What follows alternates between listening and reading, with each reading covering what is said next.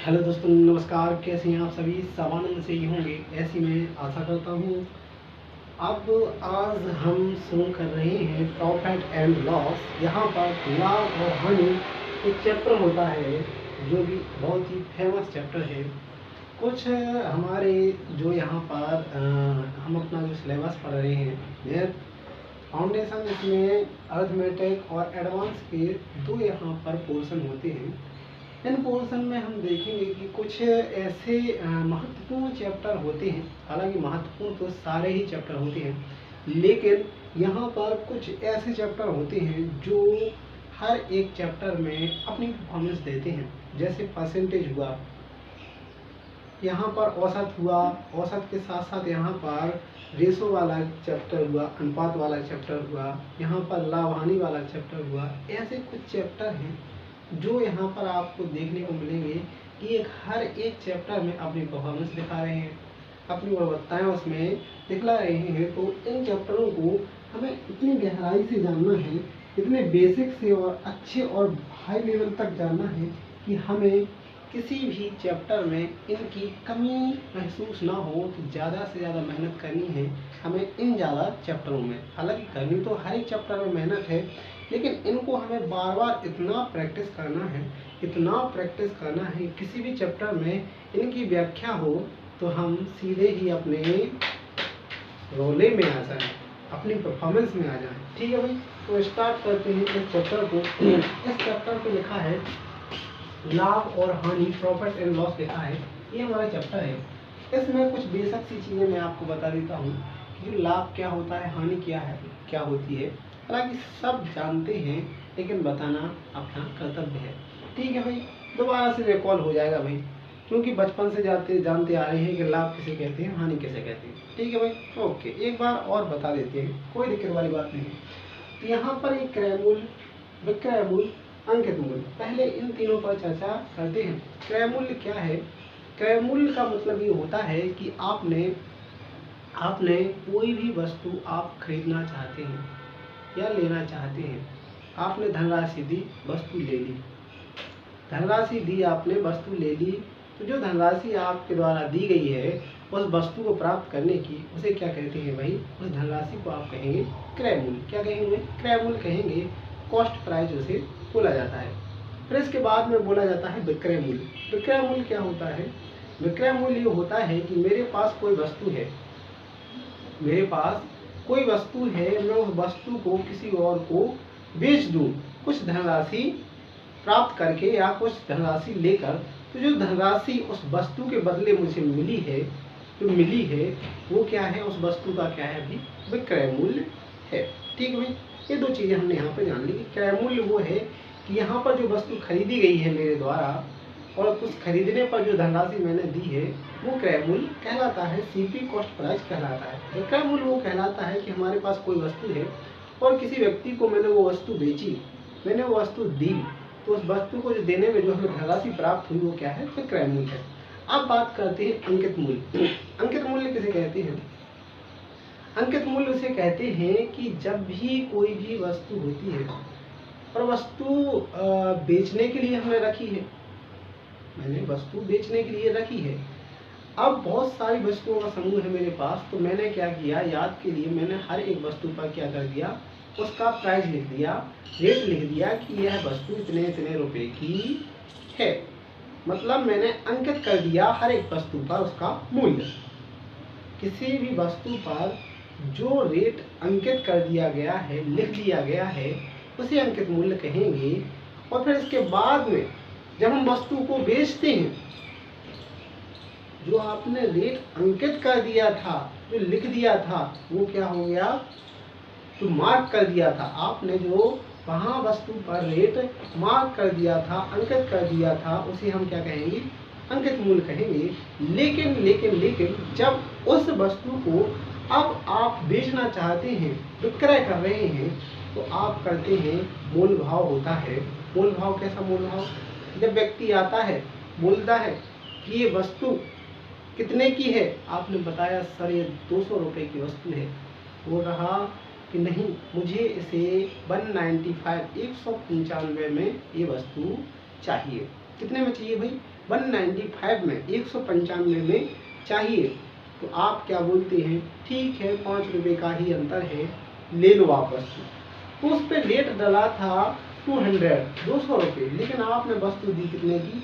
195, 195 की आपने वो वस्तु दी है, अर्थात आपने 5 रुपये कम में वो वस्तु दी है। तो जिस वस्तु को आपने दिया है और धनराशि बदले में ली है, वो क्या है भाई? विक्रय मूल्य।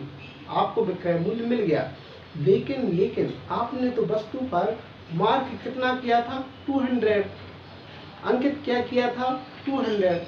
तो वो धनराशि क्या थी? जो 200 रुपये था वो क्या था? अंकित मूल्य था। ऐसे हमें इस चीज को समझना है। इन तीनों चीजों को हमने जाना है कि क्या अंकित मूल्य है और क्या विक्रय मूल्य है और क्या क्रय मूल्य है। इन तीनों चीजों को हमने भली भांति यहाँ पे जाना है। ठीक है भाई, इन तीनों चीजों को हमने यहाँ पे भली भांति जाना है। Okay sir, okay okay. अब यहाँ पर बात की जाएगी लाभ और हानि की। जो लाभ और हानि की कंडीशन होती है वो यहाँ पर कैसे प्रस्तुत होती है। इसके साथ साथ हम बात करते हैं कि जो बट्टा है वो बट्टा क्या होता है। बट्टे को केवल बट्टे के नाम से जाना जाता है या कोई इसका और भी नाम है? क्या इसका और भी नाम है? इसके बारे में भी हम जानेंगे। इन तीनों चीज़ों को हमने देखा है और समझा है। ठीक है भाई, इन तीनों चीज़ों को हमने देखा है और समझा है। अब हम बात करते हैं इसकी भाई लाभ और हानि की बात करते हैं। तो लाभ की बात क्या होती है भाई कि मेरे पास 200 रुपये हैं।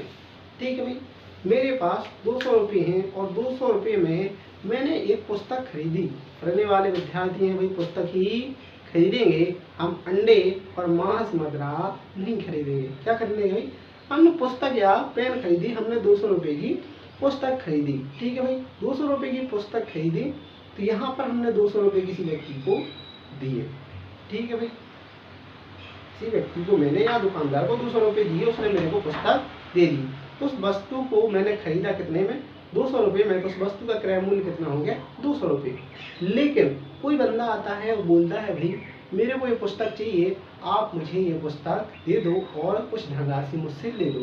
तो आपने उस पुस्तक को उस व्यक्ति को दे दिया और बदले में 205 रुपये ले लिए। मतलब आपने खरीदा कितने में था? 200 रुपये में खरीदा था, लेकिन यहाँ पर 205 में आपने उस वस्तु को बेच दिया। मतलब 5 रुपये अधिक में आपने उस व्यक्ति को बेच दिया। तो यहाँ पे जो 5 रुपये है, 5 रुपये क्या है? 5 रुपये है आपका लाभ, क्योंकि आपने 5 रुपये अधिक में उस व्यक्ति को वस्तु बेच दी है। तो लाभ को हम इस तरीके से जान चुके हैं। अब हम बात करते हैं हानि की। तो हानि क्या होती है?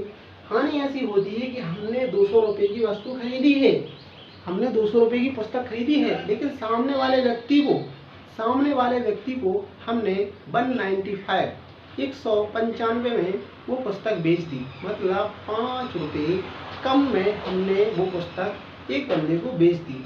यहाँ पर जो कम में बेची है 5 रुपये, तो वो क्या हो गया भाई कि हमने 200 रुपये में खरीदी थी और 195 में बेची है। यहाँ पर जो 5 रुपये का डिफरेंस देखने को मिल रहा है वो क्या है भाई? हानि। मतलब 5 रुपये आपने कम में बेची है, तो 5 रुपये की आपको हानि हुई।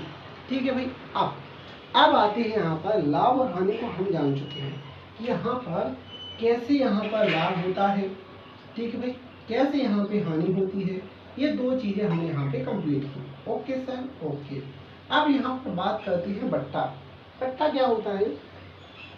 मैंने आपको बताया था कि कोई भी वस्तु है और किसी वस्तु पर हमने यहाँ पर प्राइस मार्क कर दिया है, अंकित कर दिया है। ठीक है भाई, फिर हम वस्तु को बेचते हैं। तो यहाँ पर जो मार्क है 200 और बेचा है हमने कितना? 195 में। तो विक्रय मूल्य हो गया, सेलिंग प्राइस हो गई 195 और मार्क प्राइस क्या हो गई? 200। मार्क प्राइस क्या हो गई भाई? 200 हो गई। और इसके बाद में सेलिंग प्राइस क्या होगी भाई? सेलिंग प्राइस हो गई यहाँ पर 195। तो यहाँ पर जो 5 रुपये का डिफरेंस देखने को मिल रहा है वो क्या है भाई? छूट है, बट्टा है। बट्टे को हम छूट के नाम से भी जान सकते हैं, क्योंकि जो बट्टा है एक प्रकार की छूट ही कहलाती है। कहने का तात्पर्य बट्टे का दूसरा नाम छूट है। ठीक है भाई, तो उस छूट को ही हम बट्टा कहते हैं। ठीक है भाई, अब इसके बाद में यहाँ पर देखेंगे, यहाँ पर कुछ फॉर्मूले लिखे हैं, साधारण से फॉर्मूले हैं। हालांकि हम यहाँ पर इन फॉर्मूलों का इस चैप्टर में बहुत ही कम प्रयोग करने वाले हैं, करते भी नहीं हैं, लेकिन ये फॉर्मूले इसलिए लिखा दिए गए हैं कि कई बार एग्जाम में सीधे ही फॉर्मूला रख देता है और यहाँ पर खाली स्थान दे देगा, यहाँ पर नीचे क्या आएगा, यहाँ पर ब्लैंक में क्या आएगा, ऐसा पूछा जाता है।